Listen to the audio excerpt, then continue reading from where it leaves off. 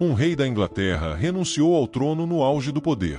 Ricardo entregou a coroa ao sobrinho, distribuiu suas riquezas aos pobres e entrou em um mosteiro com seus 3 filhos. Não por fracasso, não por exílio, por escolha. Anos depois, ele morreria em uma cidade estrangeira, longe de casa, sem completar sua última missão. Mas seus filhos terminariam o que ele começou. E os 3 se tornariam santos. Como um rei transformou renúncia em legado eterno. Como um pai ensinou santidade sem palavras.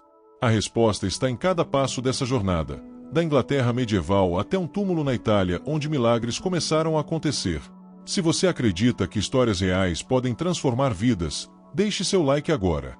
Essa história precisa chegar a mais pais, mais famílias.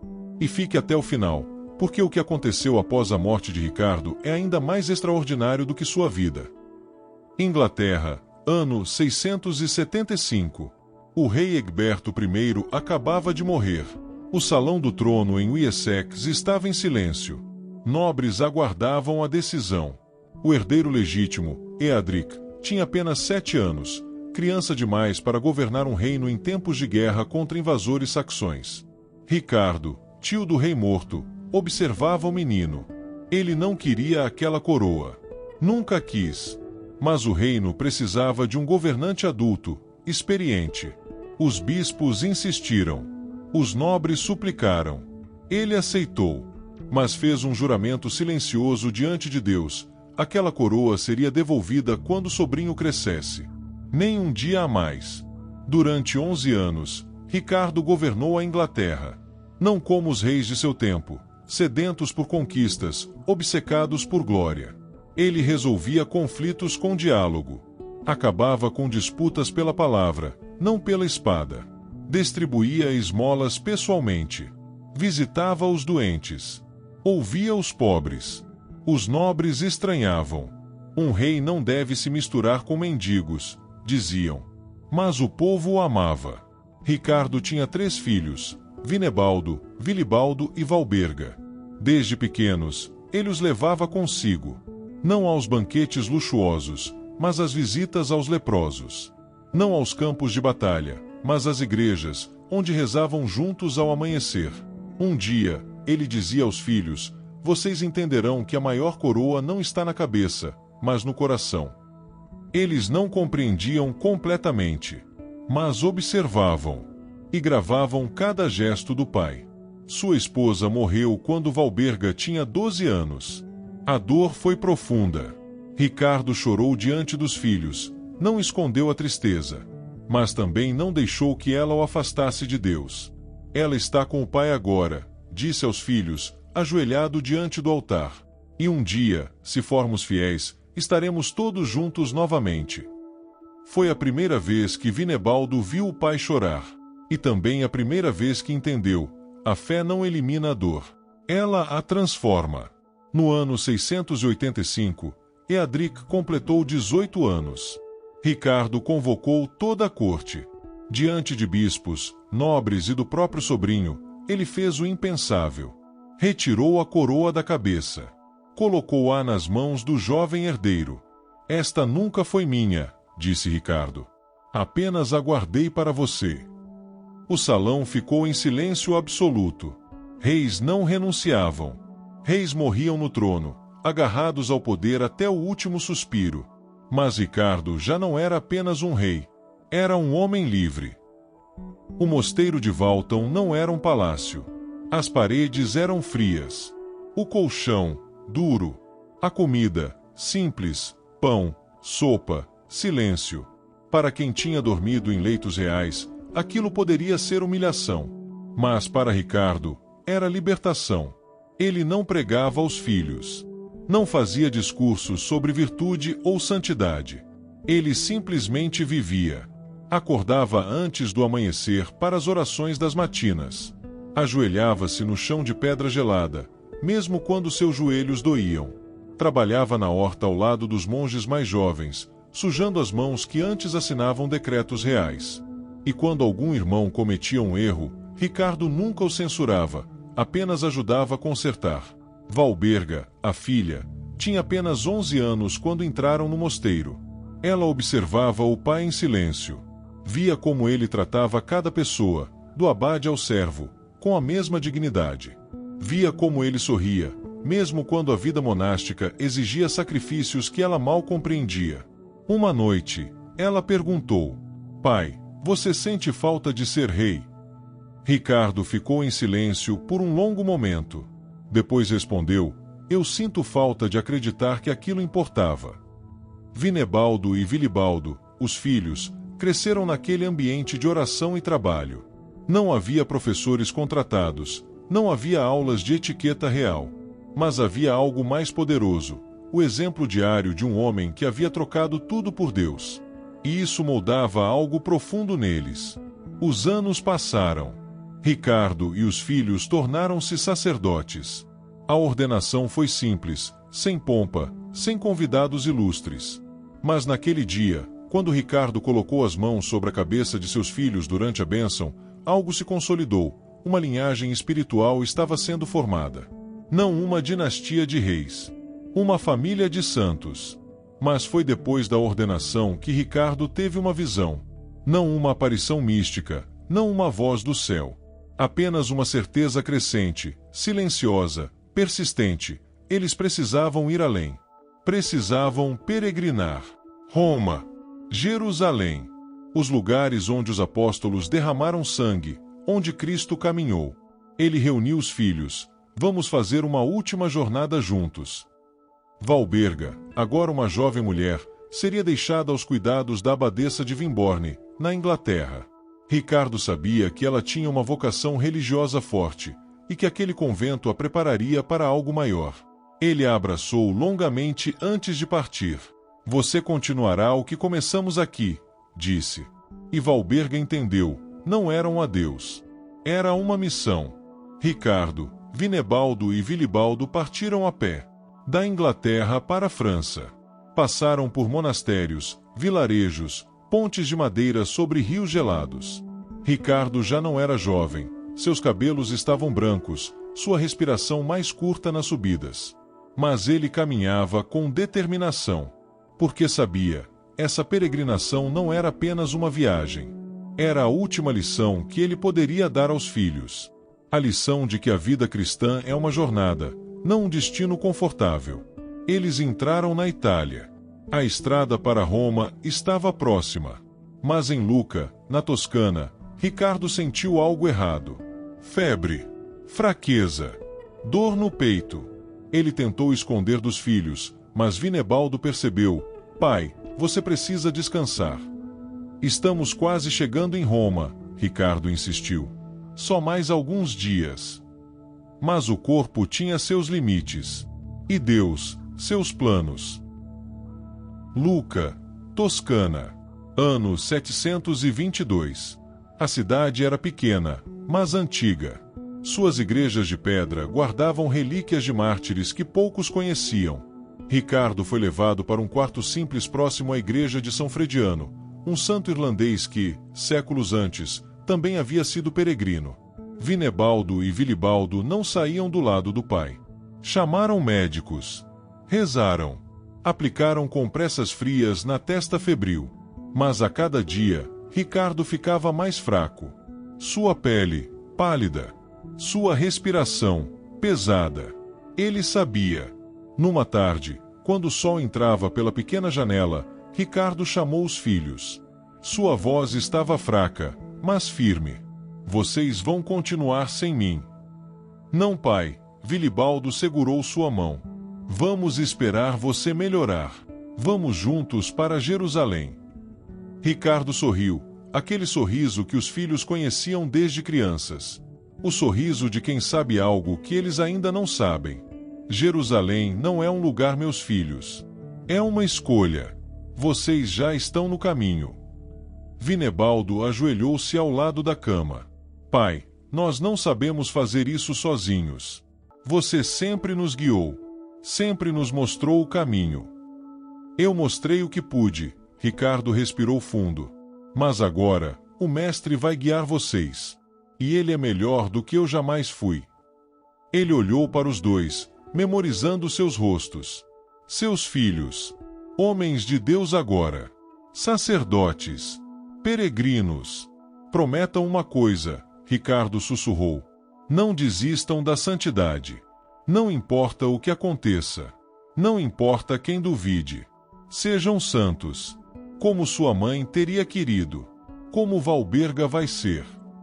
Os filhos prometeram, com lágrimas nos olhos. Naquela noite, Ricardo pediu a extrema-unção. O sacerdote local veio, ungiu-o com óleo santo, rezou as orações dos moribundos. Ricardo respondeu cada amém com clareza. Não havia medo em seus olhos. Apenas paz. Ele fechou os olhos pela última vez enquanto Vinebaldo e Vilibaldo rezavam o Pai Nosso ao lado de sua cama. Venha a nós o vosso reino. E o reino veio para Ricardo. Não com trombetas. Não com coroas de ouro. Mas com silêncio, dignidade e a certeza de quem completou sua missão. No dia seguinte, a notícia se espalhou por Luca. Um peregrino santo havia morrido. Não sabiam que ele tinha sido rei. Não sabiam de sua coroa abandonada. Sabiam apenas que algo naquele homem irradiava santidade.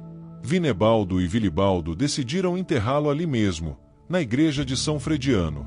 Não havia tempo para levar o corpo de volta à Inglaterra. E talvez, pensaram, aquilo também fosse providencial. Ricardo foi sepultado com simplicidade. Sem pompa. Sem estátuas. Apenas uma lápide simples com seu nome. Mas algo extraordinário começou a acontecer. No primeiro mês após o sepultamento, uma mulher cega rezou diante do túmulo de Ricardo. E voltou para casa enxergando. No segundo mês, um homem paralítico foi carregado até ali por amigos. Tocou a pedra do túmulo.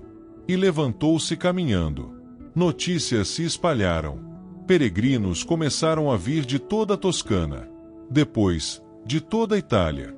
Depois, de além dos Alpes. O povo começou a chamá-lo de Rei Santo, embora ele jamais tivesse contado a ninguém sobre sua realeza. Vinebaldo e Vilibaldo testemunhavam tudo atônitos. O pai que renunciou ao poder terreno agora operava milagres celestiais. O homem que escolheu o anonimato agora era venerado por multidões. E eles entenderam, a última lição do pai não foi dada em vida. Foi dada em morte. Ricardo não precisou pregar. Não precisou escrever livros. Não precisou fundar ordens religiosas. Ele apenas viveu, e morreu, em santidade. E isso foi suficiente para tocar milhares. Os filhos permaneceram em Luca por semanas, ajudando os doentes que vinham, registrando os milagres, rezando junto ao túmulo. Mas sabiam que tinham uma missão maior. Precisavam terminar o que o pai começou. Não apenas a peregrinação, mas a propagação da fé. E foi então que receberam uma carta. De São Bonifácio, parente próximo da família, missionário na Germânia. A carta dizia: venham. A Germânia precisa de vocês. Deus os está chamando para evangelizar. Germânia, terras selvagens além do Reno. Vinebaldo e Vilibaldo chegaram numa região onde o cristianismo ainda lutava contra antigas crenças pagãs. Florestas densas, tribos guerreiras, deuses de pedra ainda venerados em clareiras secretas. São Bonifácio os recebeu com abraços fortes. Ele conhecia a história de Ricardo, a renúncia, a peregrinação, a morte santa em Luca. E sabia que aqueles dois homens carregavam algo raro, não apenas formação sacerdotal, mas o testemunho vivo de um Pai Santo. Vocês viram santidade de perto, Bonifácio disse. Agora, mostrem isso a este povo. Vilibaldo foi enviado para Eixat, uma região ainda parcialmente pagã. Ali, ele não chegou com exércitos ou ameaças. Chegou com paciência. Aprendeu a língua local. Conversou com os chefes tribais. Curou doentes. Ensinou crianças. E lentamente, a fé foi se espalhando. Não por imposição, mas por atração. As pessoas viam em Vilibaldo a mesma serenidade que tinham visto em Ricardo. A mesma dignidade. O mesmo amor sem interesse. Quando Vilibaldo foi consagrado bispo de Eixat, ele se lembrou do dia em que o pai entregou a coroa. Agora ele recebia uma mitra, não para governar homens, mas para pastorear almas. E entendeu, o pai tinha preparado ele exatamente para aquilo. Enquanto isso, Vinebaldo seguiu outro caminho. Ele fundou o mosteiro de Eidenheim, num vale verde cercado por colinas. Não era um mosteiro rico. Não tinha bibliotecas grandiosas ou relíquias famosas. Mas tinha algo essencial, uma comunidade de homens que queriam viver como Ricardo viveu. Simplicidade, oração, trabalho, caridade. Vinebaldo ensinou aos monges o que aprendeu em Walton, que santidade não está em êxtases místicos, mas nas pequenas escolhas diárias. Na paciência com o irmão irritante. Na humildade ao ser corrigido. Na alegria ao servir. E os frutos vieram. O mosteiro cresceu. Jovens de toda a Germânia vinham pedindo para entrar, porque ali, diziam, vive-se como os primeiros cristãos viviam. Mas faltava alguém. Valberga tinha crescido na Inglaterra, no convento de Wimborne, tornando-se uma religiosa exemplar. Ela jamais esqueceu o abraço do pai antes da peregrinação. Jamais esqueceu suas últimas palavras: "Você continuará o que começamos." Quando chegou a notícia da morte de Ricardo, Valberga chorou por dias. Mas também rezou: "Pai, me mostre como continuar." A resposta veio através de São Bonifácio.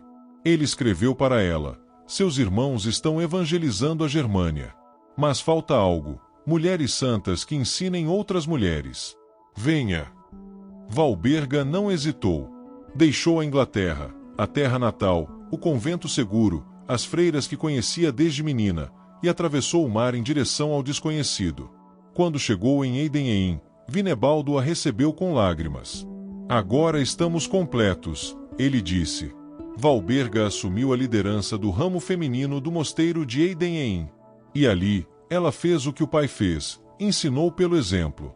Mulheres da nobreza germânica, acostumadas a luxos e privilégios, viam em Valberga uma princesa inglesa que tinha renunciado a tudo. E se perguntavam: se ela pode, por que eu não posso?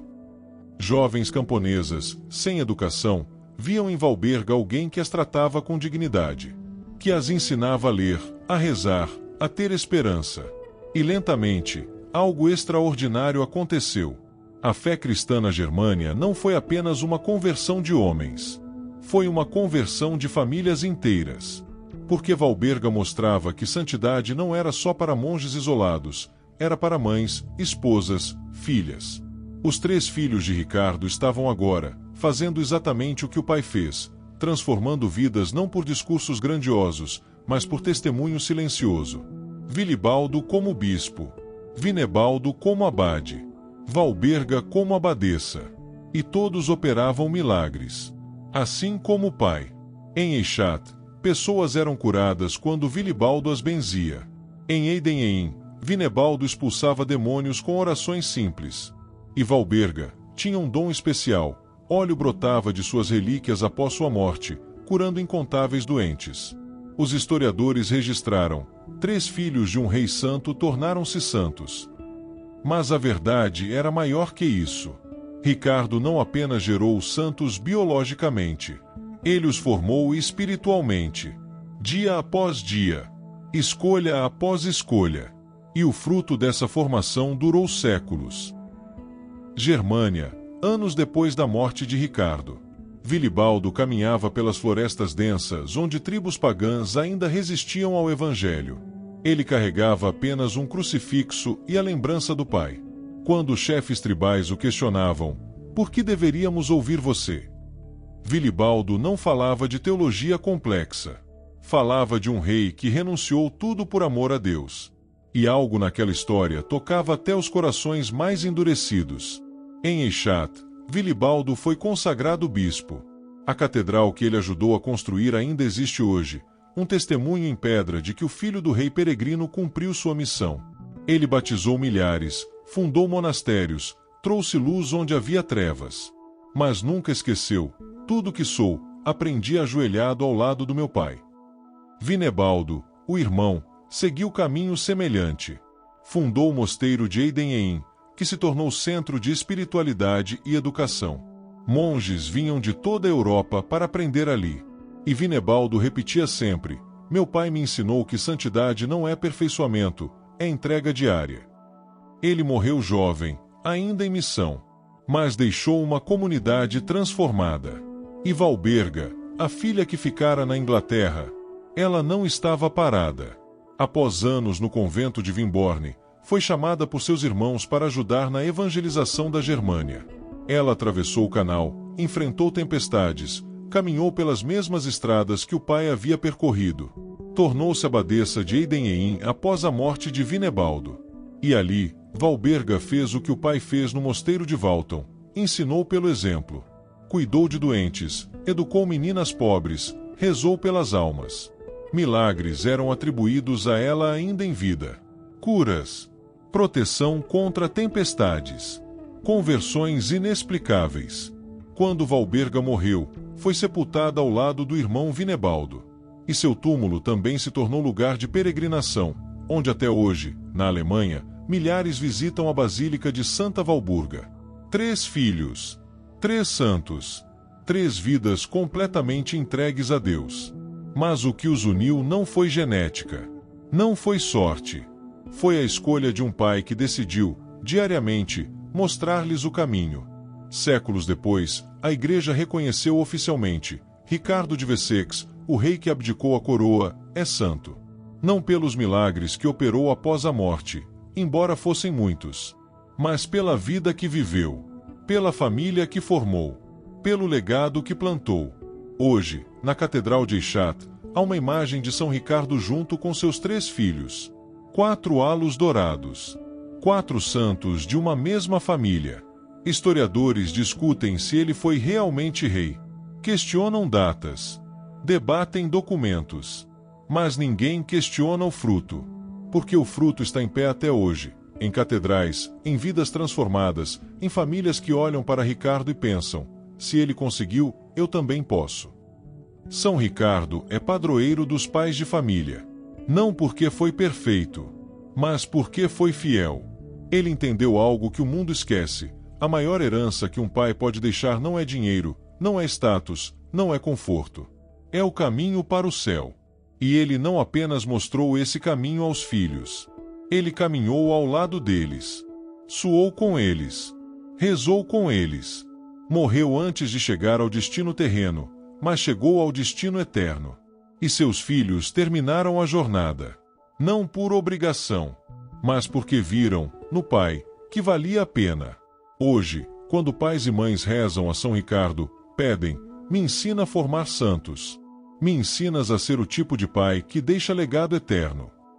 E do céu, Ricardo responde, não com palavras, mas com intercessão. Com milagres silenciosos. Com graças que transformam lares. Porque um rei que renunciou tudo por Deus agora reina ao lado dele. Para sempre. E se você está assistindo isso agora, talvez não seja coincidência. Talvez você seja pai. Ou mãe. Talvez olhe para seus filhos e se pergunte: que herança vou deixar? Vou ser lembrado pelo carro que dirigi? Pela casa que construí? Ou por algo que ninguém pode roubar? Ricardo escolheu. Abdicou uma coroa de ouro para conquistar uma coroa eterna. E levou os filhos com ele. Ele não foi pai perfeito. Não tinha manual.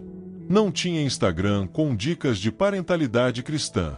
Ele tinha apenas uma certeza: Deus primeiro. Sempre. E isso bastou. Porque santidade não é dom genético. Não é sorte. É decisão diária. É ajoelhar quando está cansado. É perdoar quando dói. É mostrar aos filhos que Deus vale mais do que qualquer trono terreno. São Ricardo provou: dá para ser santo no poder. Dá para ser santo na família. Dá para transformar uma casa em escola de santos. 4 pessoas de uma mesma família nos altares. Não por milagre isolado, mas por escolha repetida, dia após dia, até a morte.